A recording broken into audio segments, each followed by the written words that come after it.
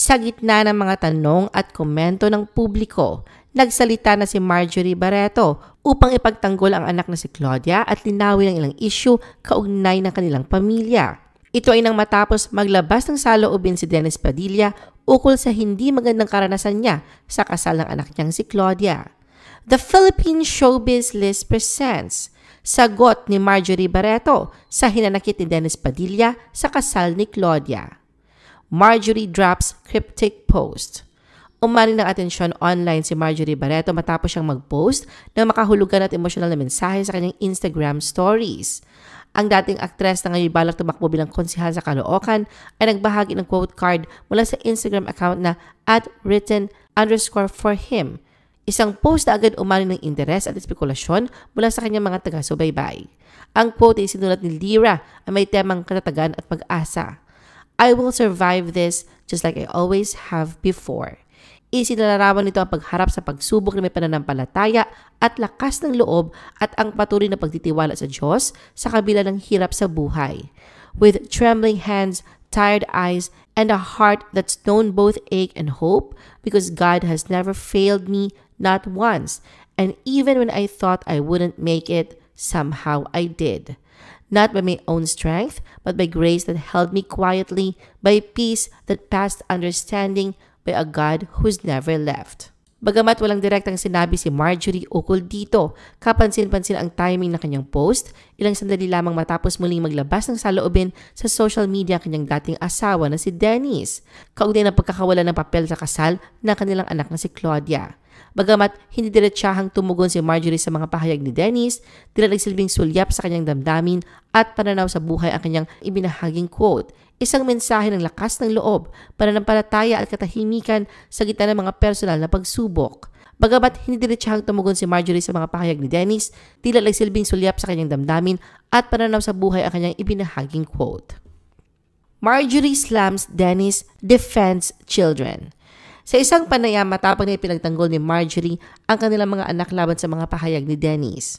Ayon kay Marjorie, hindi tunay na relasyon ang hinahanap ni Dennis kundi pansin at simpatya mula sa publiko. Anya, kung talagang nais ni Dennis na magkaroon ng maayos na ugnayan sa kanyang mga anak, sana ginawa niya ito sa tahimik at personal na paraan at hindi sa pamamagitan ng social media o panayam na tila mas layunin lamang ang makuha ang atensyon ng publiko. Ngunit para kay Marjorie, malinaw na hindi ito simpleng issue ng pagkakalimot o hindi pag-anyaya. Anya, may mga dahilan kung bakit umabot sa ganitong sitwasyon at hindi ito basta-basta nabuo lamang sa isang araw. Ipinunto rin niya na matagal na nasasaktan ang mga anak nila sa mga kilos at salita ni Dennis. At ito marahil ang dahilan kung bakit pinilit nilang i-prioritize ang katahimikan at kapayapaan sa kanilang espesyal na araw. Dagdag pa niya, wala siyang magagawa kung nakakaramdam si Dennis ng pagiging left out. Dahil sa totoo lang, wala naman daw ito sa buhay ng kanilang mga anak habang lumalaki ang mga ito. Anya, kung nalileft out ka, wala ka kasi sa buhay ng mga anak mo eh. Mas gusto mo pa kasi magpa-interview eh. Hindi rin humingi ng paumanhin si Marjorie tungkol sa naging ayos ng upuan sa kasal. Kung saan siya umupo kasama ng pamilya ng bride habang si Dennis ay hindi pinayagang umupo roon at inilagay sa tabi ng mga ninong at ninang. Ayon sa kanya, wala siya dapat ikahiya dahil siya nagpalaki sa mga anak nila mag-isa. Ipinahiwatig din ni Dennis si Marjorie raw ang dahilan ng hindi niya pagkakasama sa ilang bahagi ng kasal. Ngunit nilinaw ni Marjorie na si Claudia mismo ang pinakailang sa kanilang ama.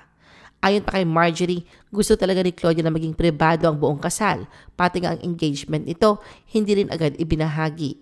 Sa katunayan, si Marjorie pa nagsabi kay Claudia na imbitahan ang kanilang ama kahit nagdulot pa ito ng tensyon sa kanila.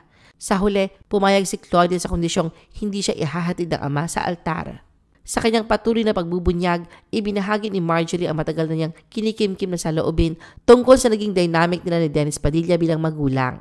Ayon kay Marjorie, bago pa man sila tuluyang maghiwalay ni Dennis 18 years na nakalilipas, tuwing hinihiram umano ni Dennis ang kanilang mga anak, siya na agad ang sinisiraan nito sa mga bata. Anya, para sa kaalaman ng lahat at bilang saksi ang Diyos, hindi naging maayos ang paraan ni Dennis sa pagbuo ng relasyon sa kanilang mga anak.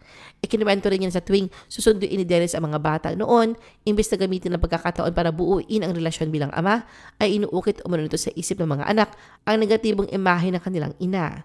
Anya, palaging sinasabi ni Dennis sa mga anak nila, "Paglaki nyo, I will tell you what your mom did to me." Bukod pa rito, idiniin din ni Marjorie na hindi kailanman ipinaglaban ni Dennis ang kustudiya ng kanilang mga anak. Wala umano itong ginawang legal na hakbang para manindigan bilang ama. Sa loob ng 18 years mula lang sila maghiwalay, sinabi ni Marjorie na siya lamang ang tumayong magulang sa lahat ng aspeto, emosyonal, pisikal at higit sa lahat, pinansyal. Lahat ng gastusin ng mga anak nila mula sa edukasyon, pang-araw-araw na pangangailangan hanggang sa mga pangarap ng mga ito ay siya lamang ang sumusuporta.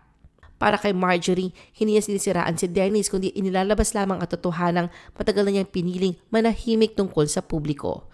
Ngunit ngayong muling binubuhay ni Dennis ang issue at inilalantad ang kanyang panig sa media, napilitan siya magsalita upang ipagtanggol ang sarili at higit sa lahat ang kanyang mga anak. Ano ang masasabi mo sa video na ito? Mag-like o mag-react at huwag mahiyang mag-comment. For our YouTube viewers, huwag kalimutan mag-subscribe at i-hit ang notification button. At para sa aming Facebook viewers, mag-like at follow sa aming Facebook page para updated ka sa mga showbiz chika. Thanks for watching!